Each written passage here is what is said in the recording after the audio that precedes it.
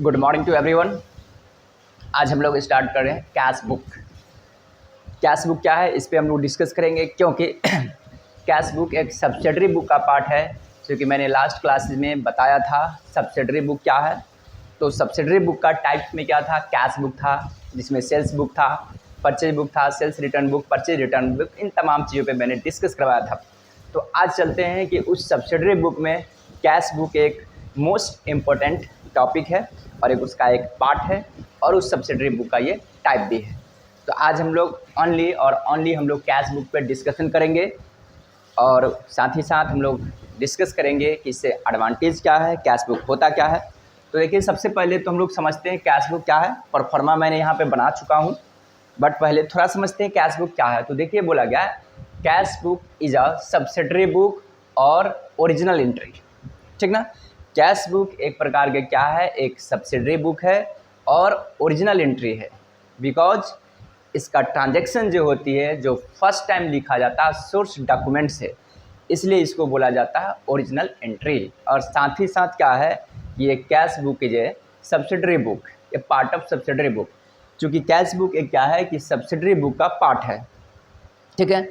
Examination में चूँकि हम लोग जाएंगे तो ऑब्जेक्टिव में फंसाने के लिए पूछता है कैश बुक और कैश अकाउंट क्या बोथ जो है वो सेम है या अलग अलग है। तो हमेशा याद रखेंगे कैश बुक और कैश अकाउंट दोनों दो चीज़ें हैं। ठीक है। चूँकि कैश अकाउंट एक लेजर है, जबकि कैश बुक बोथ है, journal as well as ledger. थोड़ा मैं कीवर्ड को मैं पहले डिस्कस करवाता हूँ। क्योंकि जब भी लेखपाल का एग्जामिनेशन में हम लोग अपियर होते हैं, या जो भी अकाउंटेंट का एग्जामिनेशन होती है ऑब्जेक्टिव बेस्ड, तो इसी तरह पहले की पॉइंट से रिलेटेड क्वेश्चन आ जाता है कि बच्चे लोगों को क्या क्लियरेंस है या वो उसी तरह पढ़ा है। ठीक ना।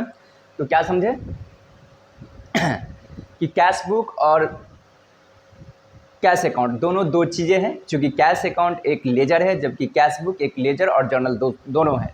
साथ ही साथ cash book is a part of subsidiary book और it is a original entry because the all the transaction are recorded first time from source document. मतलब ये कि यह एक प्रकार की ओरिजिनल एंट्री है, क्योंकि इसमें ट्रांजेक्शन होती है फर्स्ट टाइम लिखा जाता है फ्रॉम सोर्स डॉक्यूमेंट है। सोर्स डॉक्यूमेंट मतलब जिस डॉक्यूमेंट्स से रिलेटेड होती है वो डॉक्यूमेंट से डायरेक्टली लेकर के कैश बुक में रिकॉर्ड कर दिया जाता है। ठीक है।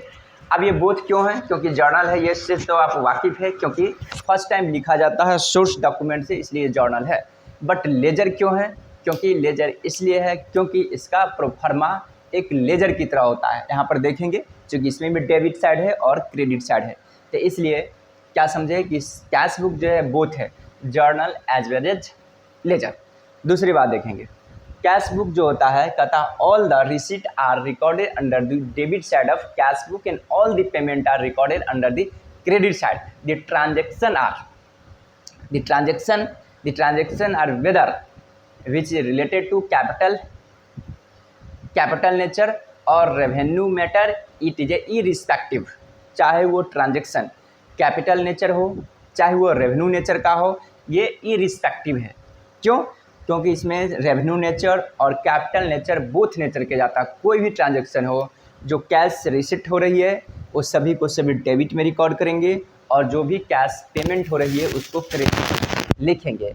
और साथ ही साथ कैश बुक जब भी स्टार्ट होगी तो ओपनिंग बैलेंसेज से स्टार्ट होगी और क्लोज करेगा क्लोजिंग बैलेंसेज से। चूँकि इसमें देखा जाता है अपने लोग के पास स्टार्ट में कितनी कैश थी और लास्ट में कितना कैश रिमेनिंग बचा हुआ है ऑर्गेनाइजेशन के बाद। इस तरह से हम लोग कैश बुक बनाते हैं। ठीक है। इसमें बहुत सारे बुक है, तो cash book one of the most important part of the subsidiary book है, इसलिए मैंने कैश बुक पे पहले डिस्कस करवा रहा हूँ। उसके बाद फिर वन बाय वन करके ईच एंड एवरी बुक पे मैं डिस्कस करवाऊंगा। अब देखिए यहाँ पे सब्सिडरी बुक लाने का क्या एडवांटेज है, सब्सिडरी बुक क्यों लाया गया। चूँकि मैंने बताया था लास्ट क्लास में कि सब्सिडरी बुकें है क्या। ठीक ना। तो मैंने बताया था कि सब्सिडरी बुक जो स्पेशल एंट्री और स्पेशल जर्नल एंट्री है। ठीक है। एक सब्सिडरी बुक होती है, एक स्पेशल जर्नल एंट्री होती है, और सब्सिडरी बुक जो both journal as well as ledger. ठीक ना। वर्क ओवरलोड को देखते हुए कि सब्सिडरी बुक को कई भागों में बांट दिया जाता है। ठीक है। और जिस ट्रांजेक्शन, कॉन्सर्न ट्रांजेक्शन को उसमें डायरेक्टली जा करके लिख दिया जाता है, ठीक ना।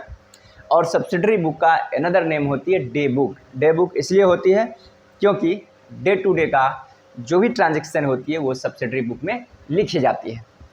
आई होप कि आप लोग यहाँ तक समझ गए होंगे।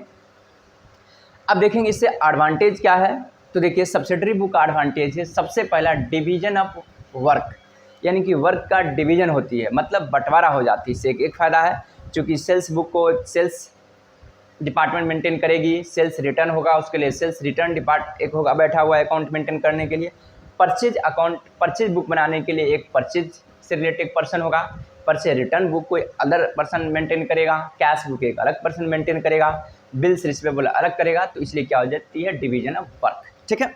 दूसरा इसका एडवांटेज क्या होती है, installation of internal checking system. देखिए इसको ये भी कह सकते हैं facilities and installation of internal checking. देखिए दूसरा इससे क्या फ़ायदा होती है कि इंटरनल चेकिंग को इंस्टॉलेशन करने में एक बहुत बड़ी एडवांटेज होती है और हेल्प होती है। क्यों? क्योंकि खुद देखिए अगर ईच एंड एवरी प्रकार की अलग से बुक्स ऑफ अकाउंट मेंटेन की जाएगी तो डिपार्टमेंट में अपने आप को आंतरिक यानी कि नित्य जांच स्टार्ट रहेगा कि अगर सब्सिडरी बुक में वो 8 भागों में बांटा गया है, जैसे सेल्स बुक, तो सेल्स से रिलेटेड कोई एक ही पर्सन उसमें रिकॉर्ड करेगा, जिससे क्या होगा, गलतियां होने की संभावना कम होगा। इसलिए क्या होगा, स्वतः वो इंटरनल चेकिंग होते रहता है, सिस्टम मैकेनिज्म स्टेबल हो जाती है, ठीक है। आई होप कि आप लोग समझ रहे होंगे इस बातें को, एकदम अच्छे से समझनी है। दूसरा क्या होता है और एडवांटेज परचेज बुक के लिए परचेज डिपार्टमेंट होती है, परचेज से रिलेटेड कॉन्सर्न पर्सन होते हैं, ठीक है, ताकि इंटरनल चेक होती रहती है। ये 2 फायदा हुआ। तीसरा एडवांटेज हुआ saving of timing and labour in posting to ledger. मतलब ये टाइम का सेविंग होता है, saving of time and labour, यानी कि यहाँ पे समय की बचत होती है और लेबर की बचत होती है। समय की बचत का सेंस ये कि एक ही समय वन टाइम में ही ईच एंड एवरी प्रकार के बुक्स ऑटोमेटिक बनते रहता है, तो इससे क्या होती है, टाइम में सेविंग होती है, ठीक है। उसके बाद नेक्स्ट ये फ़ायदा होती है यानी कि यहाँ पर एफिशिएंसी में इंक्रीजिंग होती है। जो वर्कर होता है उसका एफिशिएंसी में इंक्रीजिंग होती है, चूँकि काम है वो स्मूथली तरीके से करते हैं। दूसरी नेक्स्ट फ़ायदा, फिफ्थ एडवांटेज ये होती है कि इन्हेंस स्किल ऑफ वर्कर। अब देखिए वर्कर की स्किल में इन्हांस होती है, मतलब वृद्धि होती है, इंक्रीजिंग होती है, इम्प्रूवमेंट होती है। क्यों? क्योंकि अगर हम एक ही प्रकार के काम डे टू डे करें तो क्या होंगे, उस चीज़ों में हम एक्सपर्ट बन जाएंगे। तो अगर कोई सेल्स बुक मेंटेन करता है तो सेल्स बुक के बारे में ईच एंड एवरी प्रकार के उसको नॉलेज हो जाती है, जिसकी वजह से क्या होती है, वह वर्कर एक एक्सपर्ट हो जाती है, उसको गलतियां होने की संभावना नगण्य हो जाती है, उसकी गलतियां होने की संभावना चांसेज लगभग 0 हो जाती है। आई होप कि आपको समझ में आ गया कि सब्सिडरी बुक से एडवांटेज क्या है, ठीक ना। तो ये सारा फ़ायदा है। अब सब्सिडरी बुक में cash book is also as a most important part of subsidiary book and it is a original entry because each and every transaction are recorded at first time from source document से each and every transaction first time में record की जाती है, इसलिए एक original entry है, ठीक है। और cash book and A cash account is A both a different books, यानी कि दोनों बुक्स जो है एक आपस में अलग है, डिफरेंट है। तो अब समझते हैं कि कैश बुक में हमने समझा कि डेबिट साइड जो होगी क्या होगा, जो भी कैश रिसिप्ट होती है वो डेबिट साइड जाएगी और जो भी पेमेंट होगी वो क्रेडिट साइड में जाती है।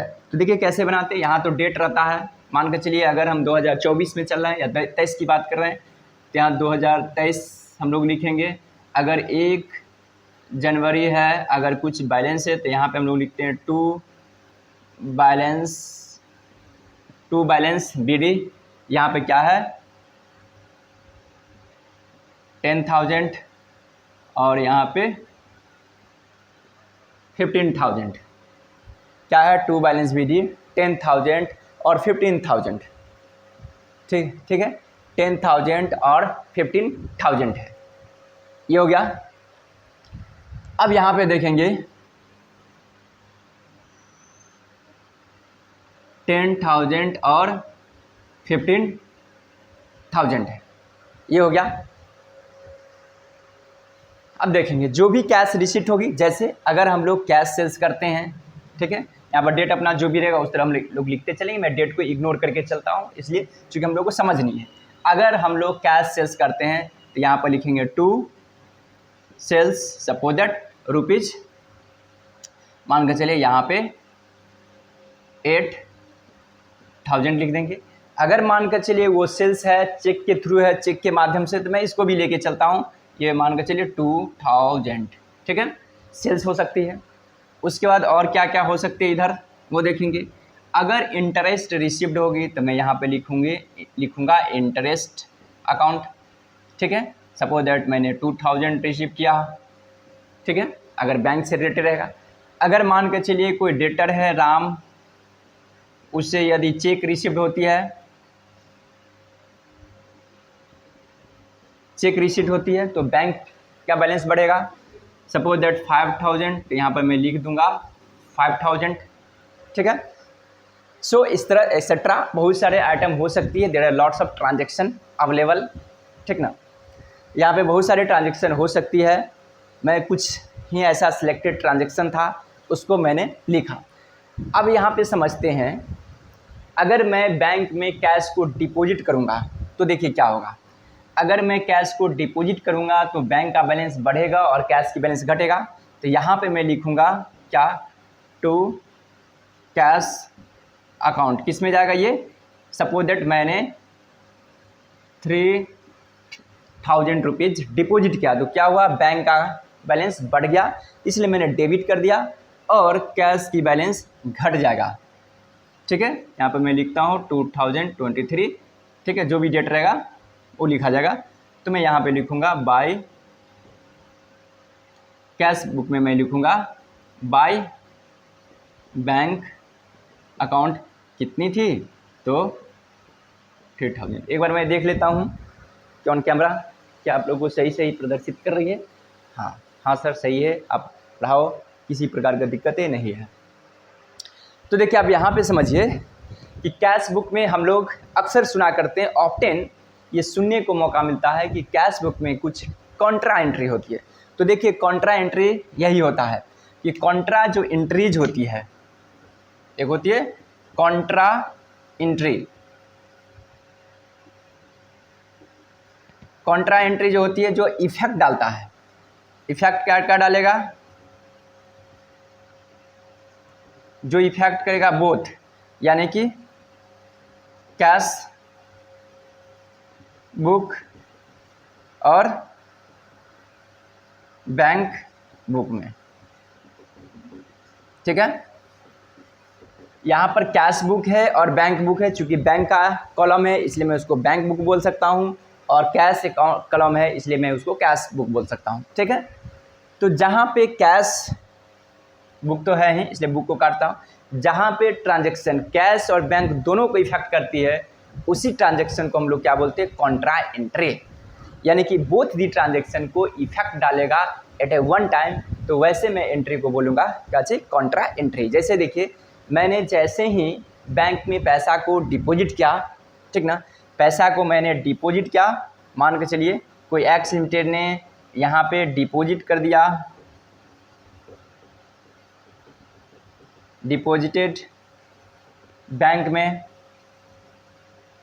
ठीक ना, 10,000 रुपीज़, तो क्या होगा, ये पैसा यहाँ पे आएगा यानी कि बैंक में बढ़ेगा, और जो एक्स लिमिटेड के पास कैश बुक होगा वहाँ पे बैलेंस घट जाएगा, यानी कि ये बोथ ट्रांजैक्शन बोथ प्लेसेस को ये क्या क्या इफेक्ट डाला, तो दैट इज कॉल्ड, कहलाता है कॉन्ट्रा एंट्री। एकदम इजी वे से समझनी है, क्या समझ में आई। अगर कोई ट्रांजैक्शन बोथ दी अकाउंट को इफेक्ट डालता है, जैसे कैश अकाउंट और पास बैंक बैलेंस को, तो उस ट्रांजैक्शन को हम लोग क्या बोलेंगे, कॉन्ट्रा एंट्री।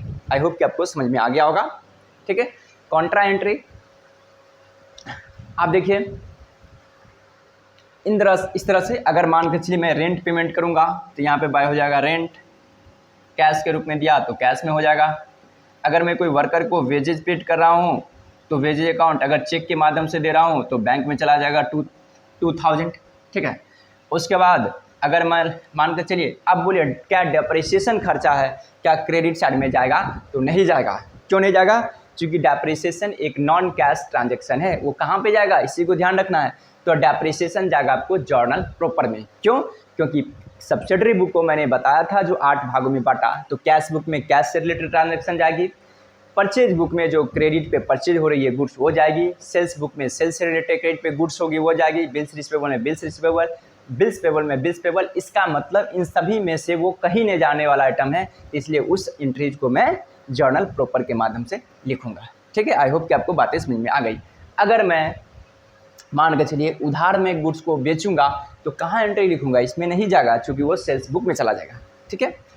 तो आई होप कि आप लोगों को बातें समझ में आ रही है। अगर मान के चलिए बैंक से मैं पैसा निकाल रहा हूँ, विथड्रॉ फ्रॉम बैंक, ठीक ना, तो बैंक से यदि मैं पैसा निकालूंगा, ठीक ना, ऑफिस एक्सपेंस के लिए, ठीक ना, तो यहाँ पे हो जाएगा एक्सपेंस अकाउंट डेबिट होगा, किस में क्रेडिट होगा, बैंक बैलेंस में। यहाँ तक बातें समझ में आ गई। इस तरह से हम लोग क्या करेंगे, इसको हम लोग डेबिट क्रेडिट जो बैलेंस होगा वो लास्ट में निकाल देते हैं, ठीक है। इस साइड को जो होगा अमाउंट को मैं ऐड कर दूंगा, तो कितना होगा 10, ये हो जाएगा आपको 20,000। इसको जब मैं ऐड करूंगा तो 15 दूँ 17, 17 3 20, 5 25, 25,000 हुआ, ठीक ना। यहाँ पे आपको आएगा बाय बैलेंस शीट, यहाँ पे भी टोटल होगा 20,000 और यहाँ पे होगा 25,000 बैलेंस CD है, ठीक ना। यहाँ पे हो जाएगा 4, इसमें से लेस होगा तो 16,000, ये हो जाएगा 3, लेस होगा तो ये होगा 22,000, ये हो गया 22,000, ठीक है। ये हो गया 22,000। आई होप कि आपको बातें समझ में आ रही है, ठीक है। 22,000 हो गया।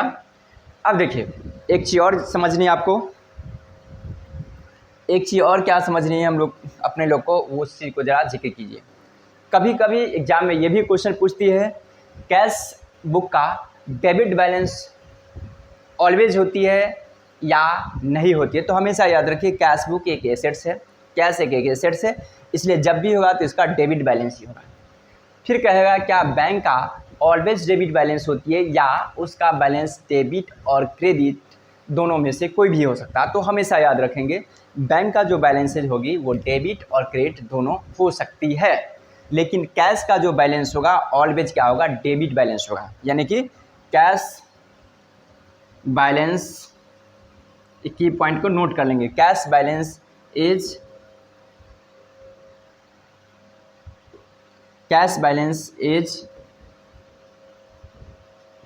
Always debit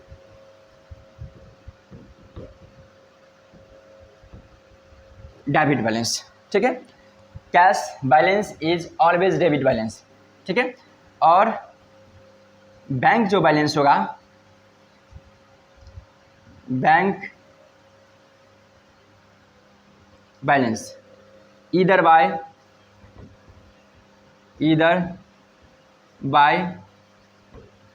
debit and credit balance. यानी कि ये जो कैश बुक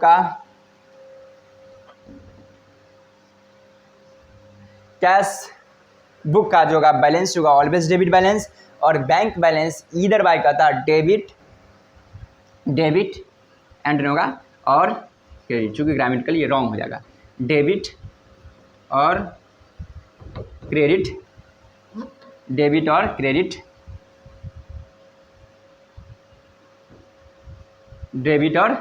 क्रेडिट बैलेंस, ठीक है।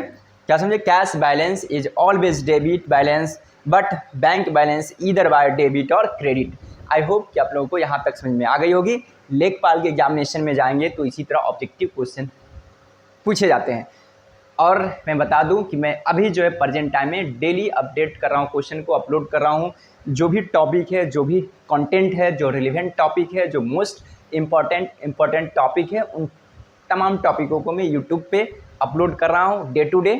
तो इसलिए आप लोग मेरे चैनल से बने रहेंगे और इस टॉपिक का आप लोग भी एडवांटेज लेंगे ताकि एग्जामिनेशन में अच्छे से हम लोग क्वेश्चन को अटेम्प्ट कर पाएंगे। तो इन तमाम को मैं जब भी पढ़ा रहा हूँ तो ऑब्जेक्टिव को मद्देनज़र रखते हुए कि किस तरह हम लोग को स्टडीज करनी है, फोकस करना है, जिससे कि ऑब्जेक्टिव क्वेश्चन मैक्सिमम क्वेश्चन को हम लोग सॉल्व कर सकते हैं। और मैं एक एस्टिमेट करता हूँ कि मैं जो बता दिया हूँ इसके अलावा आपको कैश बुक से क्वेश्चन ऑब्जेक्टिव में नहीं आने का है। ठीक है, मैं जो क्लासेस लूँगा उस क्लास को एक्टिवली आप लोग फुल वीडियो को वॉच कर लेंगे।